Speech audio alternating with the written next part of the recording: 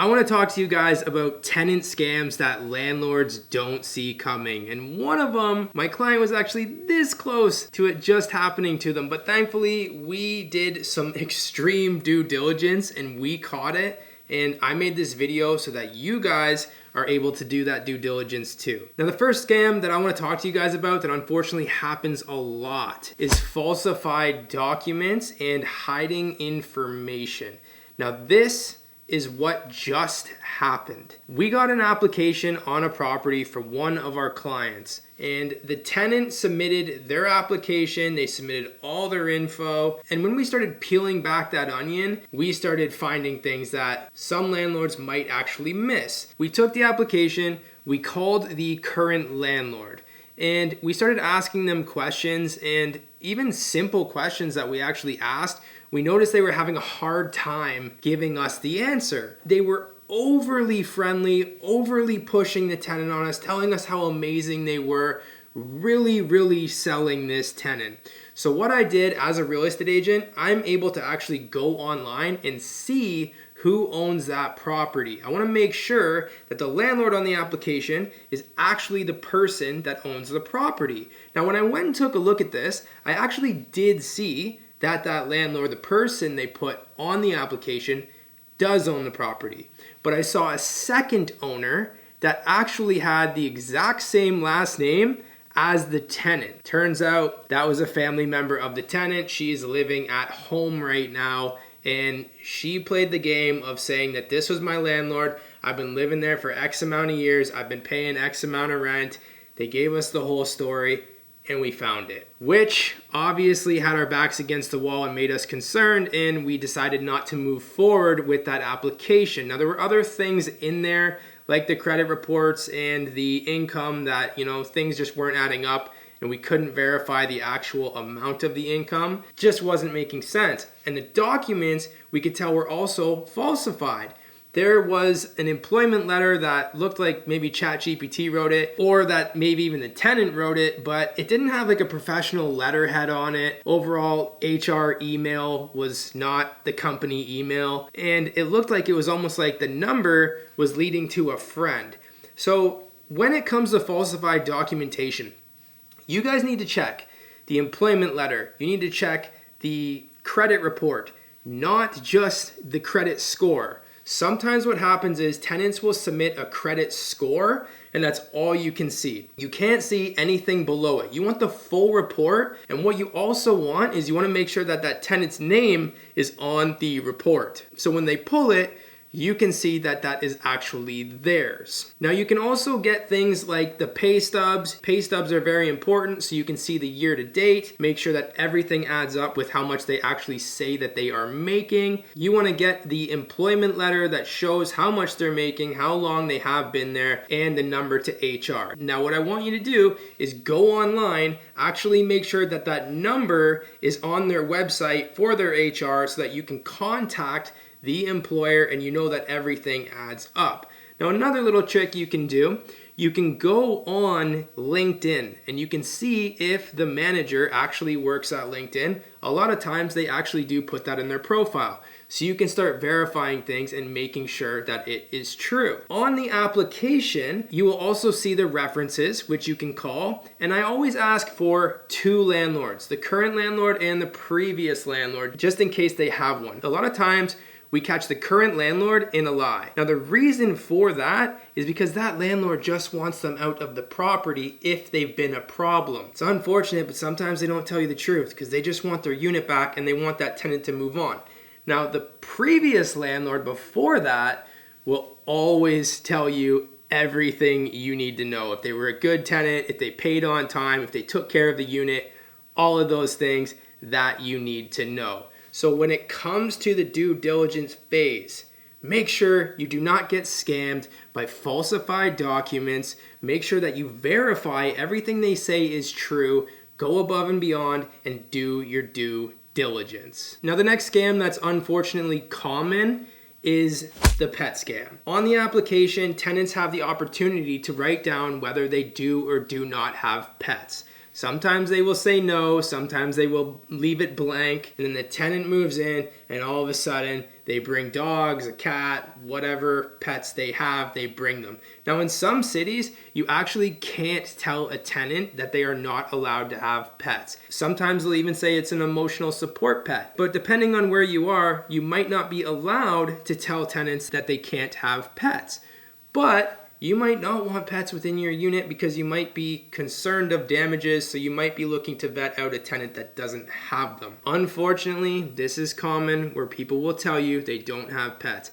I've actually seen somebody say that they didn't have pets in the past, and they ended up moving in 4 dogs. Surprise! Absolutely insane. And that was a nightmare. Now, when it comes to this, again, if they say they do not have pets, check the social media profiles, take a look at everything and see if they actually do have pets. If that person does not have any social media at all, you might have some questions to ask yourself because I think most people do nowadays. So look out for the pet scam. Now let's talk about the tenant switcheroo. I do help a lot of landlords from this channel with their real estate. I'm a real estate agent, and if you need help with your properties, you can go ahead, shoot me an email, send me a text, or give me a call. I'd be happy to help you guys. I'll put my information down below in the description. And if you do need a real estate agent in your area as a referral in case I'm not near you, I'd be happy to recommend one as well. The tenant switcheroo. It's happened from this channel. The tenant ended up moving in somebody completely different than what they said on the application. They applied for the unit to the landlord. They gave him all of the information, and the landlord ended up accepting them, and the tenant ended up moving in somebody else. Now, I'm sure when that landlord looked at all the documentation, it all looked good, everything looked good, and they thought, oh, this is a great candidate. But then later on, they realized there's somebody else living in my property that they did not approve. And where we are right now, you cannot do this, and you can actually apply for an eviction for that scenario if you can prove that that person's actually not living there. So you need to make sure that you're extra cautious in who you hand over the keys to is actually moving into that property. Now the next tenant scam, believe it or not, that actually happens a lot, is the Airbnb without permission. People want to make money off of your property. They rent it out from you and they end up putting the property on Airbnb. They don't live there and they end up making money off of your unit by putting it on Airbnb and pushing it out to short-term rental guests. This is crazy, but it actually does happen. So what you want to make sure you do is on your lease, you actually put on there that they are the only people that are to be occupying the unit, and that is only going to be used for residential purposes only and no business purposes, which is another scam I want you guys to keep an eye out on. The business scam. The business scam, people will rent out your property. All of a sudden, they're running a hair salon in there. They're a hairdresser. They're doing nails. They're running a daycare. I've seen this happen before as well. And then all of a sudden, they've got a bunch of kids in the property. This is something that you want to make sure does not happen. Now, some landlords might allow it, depending on what that business is. But I highly recommend against it because it could lead you into a lot of issues. You want to make sure on the lease, that lease states that they are renting the property solely for residential purposes and they are not allowed to occupy a business in there. If they do, then you can file for an eviction later. Now, the next one that I want to talk to you guys about, because I've seen this happen so many times and it can be an absolute nightmare, is the cash rental scam, where the tenant pays you in cash or says they paid you in cash, but they didn't. This is a situation that I always try to tell landlords. When a tenant pays you, I recommend e-transfer. If they give you a check, that's fine, but you want something that you can actually show went into your bank account so that you can show what the actual lawful rent is. If you cannot show this, if the tenant ends up owing you money later or does not pay, and you have to file to the landlord and tenant board, if you can't prove what the amount is that the tenant actually pays per month, you're gonna have a problem. It's difficult. It's not fun to deal with. And I've actually seen this happen many times. And I've also seen it happen where the tenant says, oh, I paid him rent, but I paid him in cash. And then now it's your word against theirs. Now, the tenant is responsible to show that they paid rent, but overall, the cash scam, I've seen it happen so many times. The tenant says, this is not what I pay in rent. This is not how much I pay. This is not when I pay. They're saying it was a different amount. Keep an eye out for that. E-transfer or check is always the best option. Now, the utility scam. Let's talk about the utility scam.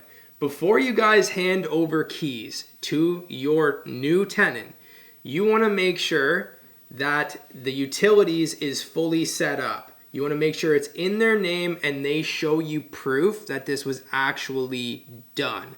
I also recommend, because we did discuss proof of payment, make sure that first and last month's rent is in your account as well before you hand them the keys. But I've seen this happen multiple times where tenants say, oh yeah, I set up the utilities, and then they didn't. And I've actually seen it multiple times where the water bill that the tenant didn't pay ends up going on the landlord's property tax bill because the tenant didn't pay it and they didn't put it in their name. And now the landlord ends up having to pay that money and then having to go after the tenant for that money. Because depending on the city that you're in, you have a separate water bill, separate hydro bill, separate gas bill. So if they don't pay that water bill, it ends up going on the property tax, which is a problem for you later. So you want to make sure that all of these utilities are under the tenant's name.